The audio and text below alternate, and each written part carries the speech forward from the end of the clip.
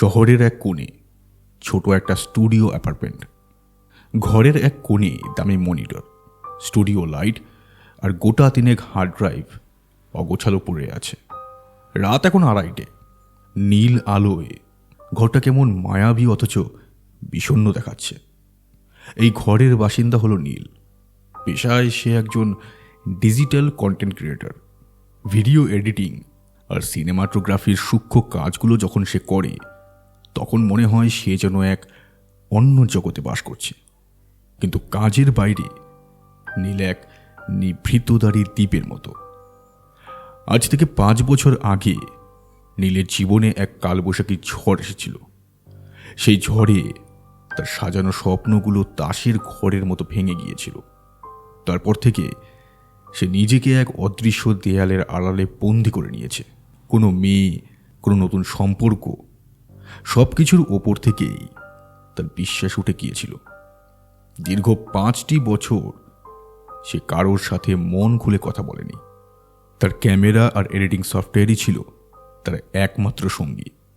নীল ভেবেছিল একাকিত্বই বোধ হয় তার নিয়তি। কিন্তু জীবন বড়ই বিচিত্র। ঠিক 10 দিন আগে ফেসবুকের একটা নোটিফিকেশন তার সেই নিস্তরঙ্গ জীবনে ঢেউ তুলল। মেয়েটির নাম টিয়া। টিয়া দেখতে ঠিক যেন শরতের এক চিলতে রোদ, চঞ্চল, প্রাণবন্ত আর অসম্ভব সুন্দর। তার প্রোফাইল পিকচারটার দিকে তাকালে মনে হয় সে যেন এখনই হেসে উঠবে। টিয়ার সাথে নীলের কথা শুরু হয়েছিল খুব সাধারণভাবে, একটা ভিডিও এডিটিং সংক্রান্ত প্রশ্ন নিয়ে। কিন্তু 10টা দিন পার হতে না হতেই সেই কথোপকথন কখন যে অভ্যাসে পরিণত হয়েছে নীল নিজেও সেটা বুঝতে পারেনি। টিয়ার জীবনেও খুব সম্প্রতি এক বিচ্ছেদের আঘাত এসেছে। মাত্র 6 মাস আগে সে তার দীর্ঘদিনের সম্পর্ক হারিয়েছে। টিয়া এমনিতে খুব চঞ্চল হলেও তার কথার ভাজে ভাজে তার সেই লুকোনো হাহাকার নীল টের পায়। হয়তো দুজনেই এই দুটো ভাঙা নৌকার যাত্রী বলেই একে অপরের নিঃশব্দ ভাষাগুলো দ্রুত বুঝে নিতে পেরেছিল। নীল এখন সারাদিন কি করে? সকালে ঘুম থেকে উঠেই তার হাত চলে যায় ফোনের স্ক্রিনে। সারাদিন ভিডিও এডিট করার ফাঁকে ফাঁকে সে টিয়ার আপলোড করা ফটোগুলো বারবার জুম করে দেখে। টিয়ার সেই ডাগর চোখ দুটো, গালে পড়া টোল আর এলোমেলো চুলগুলো নীলের অবচেতন মনে এক অন্যরকম প্রশান্তি এনে দেয়। সে যখন কাজে মন দিতে চায় তখন তার মাথার এক কোণে টিয়ার টেক্সটের টুং শব্দটা শোনার জন্য এক অদ্ভুত অস্থিরতা কাজ করে। নীল মনে মনে চায় এমন একজন মানুষ যার কাছে সে দিনের শেষে তার সবটুকু ক্লান্তি উজাড় করে দিতে পারবে। যখন কাজের চাপে পিষ্ট হয়ে হাল ছেড়ে দিতে চাইবে তখন কেউ একজন ল্যাপটপের ঢাকনাটা বন্ধ করে দিয়ে বলবে, আমি আছি তো তোমার সঙ্গে, কোনো চিন্তা করো না। নীলের এই একাকী জীবনে এই একটা আশ্বাস শোনার জন্য তার কান দুটো তৃষ্ণার্ত হয়ে থাকে। 10 দিন ধরে তাদের মধ্যে ফোনে অনেক কথা হয়। কখনো কখনো সেই কথোপকথন ঘন্টার পর ঘন্টা চলে। নীল যখন ফোনের ওপারে টিয়ার কণ্ঠস্বর শুনে তখন তার মনে হয় সে যেন মরুভূমিতে এক চিলতে মেঘ খুঁজে পেয়েছে। টিয়ার প্রতি নীলের ভালোবাসা এখন আর গোপন কোনো আবেগ নেই, তার নীলের অস্তিত্বের অবিচ্ছেদ্য অংশ হয়ে দাঁড়িয়েছে। কিন্তু এই ভালোবাসার মাঝখানে এক বিশাল দেয়াল তুলে দিয়েছে টিয়ার একটি কথা। এক রাতে কথায় কথায় টিয়া বলেছিল, যেন নীল, আমার বাবা মা চান আমি যেন কোনো বড় ব্যবসায়ীকে বিয়ে করি। আমার নিজেরও মনে হয় জীবনটা স্থিতিশীল হওয়া দরকার। তোমার এই ডিজিটাল ক্রিয়েটর বা ফ্রিল্যান্সিং কাজগুলো আমার খুব একটা পছন্দ নয়। কেমন যেন অনিশ্চিত, আজ কাজ আছে তো কাল নেই। একটা বড় অফিস, অনেক কর্মচারী আর একটা ব্যবসা, এরকম আভিজাত্যই আমার বেশি টানে। টিয়ার এই সহজ স্বীকারোক্তি নীলের বুকে তীরের মতো বিঁধেছে। নীল ডিজিটাল দুনিয়ায় হাজার হাজার মানুষের প্রশংসা পায়। তার হাতের ছোঁয়ায় সাধারণ দৃশ্য অসাধারণ হয়ে ওঠে। কিন্তু টিয়ার চোখে তার এই শৈল্পিক কাজের কোনো সামাজিক মূল্য নেই। এই ছোট অবজ্ঞা নীলকে আরও সংকুচিত করে দিয়েছে। সে যে টিয়াকে বলতে চেয়েছিল, টিয়া, আমি তোমাকে কোনো দিন চোখের জল ফেলতে দিব না। আমার যতটুকু সাধ্য তার সবটুকু দিয়ে তোমাকে পৃথিবীর সবচেয়ে সুখী মেয়ে করে রাখব। সেই কথাগুলো তার গলার কাছে এসে আটকে যায়। নীল সারাদিন টিয়ার ছবির দিকে তাকিয়ে থাকে আর ভাবে, সে যদি টিয়াকে তার মনের কথা বলে আর টিয়া যদি স্রেফ তার পেশার কারণে তাকে প্রত্যাখ্যান করে দেয়। এই ভয়টা তাকে কুড়ে কুড়ে খায়। সে ভাবতে পারে না যে টিয়াকে ছাড়া তার দিনগুলো কেমন করে কাটবে।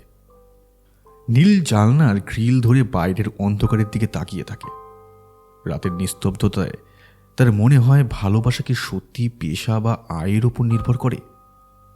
টিয়া কি বুঝতে পারে না যে নীলের এই অস্থির মনে শুধু তারই রাজত্ব?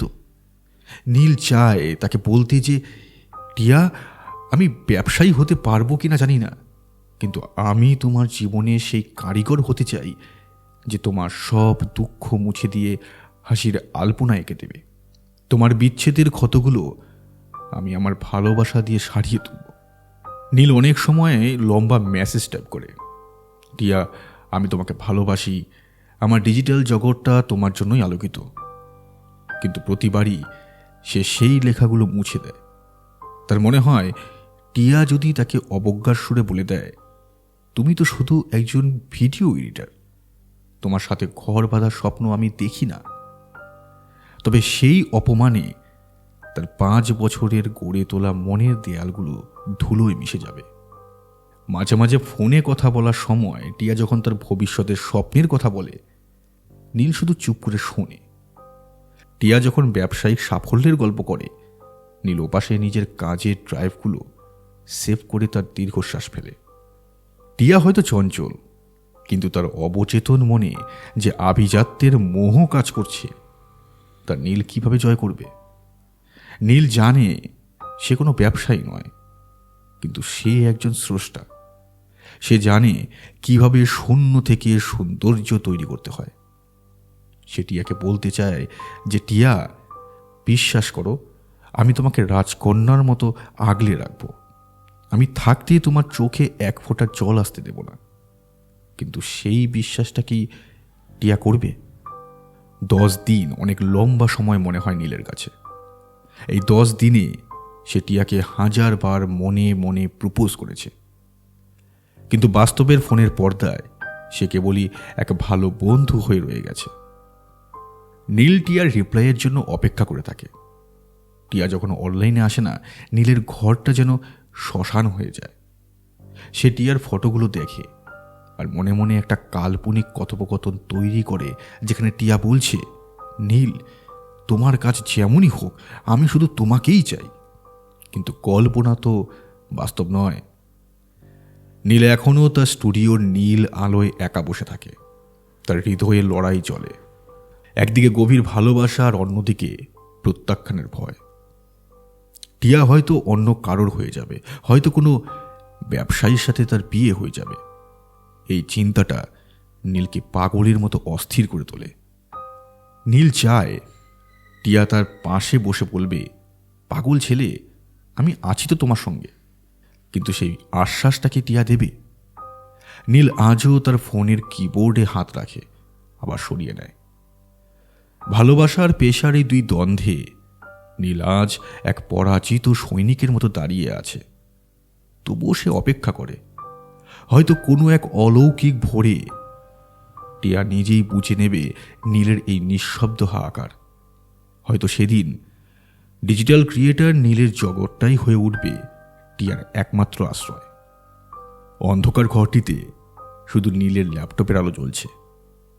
নীল আবার টিয়া সেই চঞ্চল হাসি মুখের ছবির দিকে তাকায়। তার মনে হয়, ভালোবাসা পাওয়া না পাওয়া বড় কথা নয়, এই যে তাকে ভালোবেসে আগলে রাখার এক তীব্র আকাঙ্ক্ষা, এটাই তার জীবনের শ্রেষ্ঠ কন্টেন্ট। বিচ্ছেদের মেঘ যে চিরকাল আকাশ থেকে রাখে না, নীল আর টিয়ার গল্পটা তার প্রমাণ হয়ে রইল। আরেকটা দিন এভাবেই কাটল। নীল নিজের অব্যক্ত কথাগুলো বুকে চেপে রেখে ডিজিটাল ফ্রেমে বন্দী হয়ে রইল। আর টিয়া তার চঞ্চলতায় নীলের নিস্তব্ধ ঘরটাকে প্রাণ দিয়ে আগলে রাখল। সেদিন রাতে কলকাতায় ঝমঝমিয়ে বৃষ্টি নেমেছিল। নীল নিজে স্টুডিওর জানলা দিয়ে বাইরের ঝাপসা আলো দেখছিল। হঠাৎ ফোনের স্ক্রিনটা চলে উঠল। টিয়ার কল। ফোনের ওপাশে কয়েক মুহূর্তের নিস্তব্ধতা, তারপর টিয়ার ভাঙ্গা গলার স্বর শোনা গেল। নীল, একটা কথা বলবো। নীল বুক ধরফরানি সামলে বলল, বলো টিয়া, মনে হচ্ছে তুমি কাঁদছ। টিয়া একটা দীর্ঘশ্বাস ফেলে বলল, আমি অনেক ভেবে দেখলাম নীল, ওই বড় ব্যবসায়ী, আভিজাত্য, স্থায়িত্ব এসব আসলে মনের ভুল। আমি আমার বিগত 6 মাসের ক্ষতগুলো যখন তোমার সাথে কথা বলি তখন আর অনুভব করি না। তুমি 10 দিনে আমাকে যে মানসিক শান্তি দিয়েছ তা কোনো দামি উপহার বা জাঁকজমক দিতে পারবে না। আমি সেদিন তোমার কাজ নিয়ে যা বলেছিলাম সেটা আমার ভয় ছিল, কিন্তু এখন আমি জানি তুমি যাই কাজ করো না কেন তুমি মানুষটা বড্ড বেশি খাঁটি। তুমি ডিজিটাল ক্রিয়েটর হও বা সাধারণ কোনো কর্মী, আমি জানি তোমার পাশে থাকলে আমার চোখে জল পড়ার কোনো সুযোগ থাকবে না। আমি তোমার কাজকে নয় নীল, আমি তোমাকে ভালোবাসি। নীলের মনে হলো তার চারদিকে দেয়ালগুলো যেন এক নিমিষে ভেঙে পড়ল। সে অস্ফুট স্বরে বলল, টিয়া, আমি যে কতবার এই কথাটা তোমাকে বলতে চেয়েছি, কিন্তু ভয় পেতাম পাছে তোমাকে হারিয়ে ফেলি। টিয়া ওপাশে মৃদু হেসে বলল, পাগল ছেলে, হারিয়ে তো আমি যেতাম যদি তুমি আমার পাশে না থাকতে।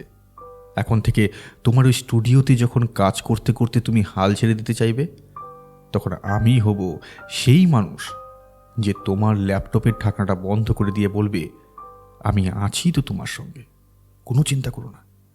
নীল নিজের চোখ মুছে ল্যাপটপের স্ক্রিনে টিয়ার হাসি মুখে ছবির দিকে তাকাল।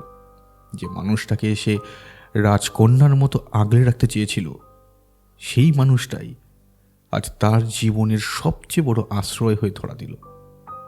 নীল বুঝল, ভালোবাসা কোনো পেশা বা ব্যবসার অঙ্কে মাপা যায় না। ভালোবাসা মাপা যায় সেই গভীরতায়, যেখানে একজন অন্যজনকে বলতে পারে, আমি আছি। বাইরে বৃষ্টির শব্দ তখনও থামেনি, কিন্তু নীলের একাকিত্বের 5 বছরের দীর্ঘ শীতকালটা আজ শেষ হলো। ডিজিটাল ফ্রেমের বাইরে এক বাস্তব রূপকথা ডানা মেলল, যেখানে টিয়া আর নীল একে অপরের সমান্তরাল নয়, বরং একে অপরের পরিপূরক হয়ে বেঁচে থাকার অঙ্গীকার করল। ভালোবাসার কোনো নিখুঁত সংজ্ঞা হয় না। কখনো কখনো বিচ্ছেদ মানুষকে ভেঙে দেয়, আবার কখনো সেই ভাঙা টুকরোগুলো দিয়েই নতুন করে একটা সুন্দর পৃথিবী করা যায়। নীল আর টিয়ার গল্পটা সেই নতুন পৃথিবীর, যেখানে সুখ কোনো দামি অফিসের ডেস্কে নয়, বরং একে অপরের হাতের মুঠোয় বন্দী হয়ে রইল।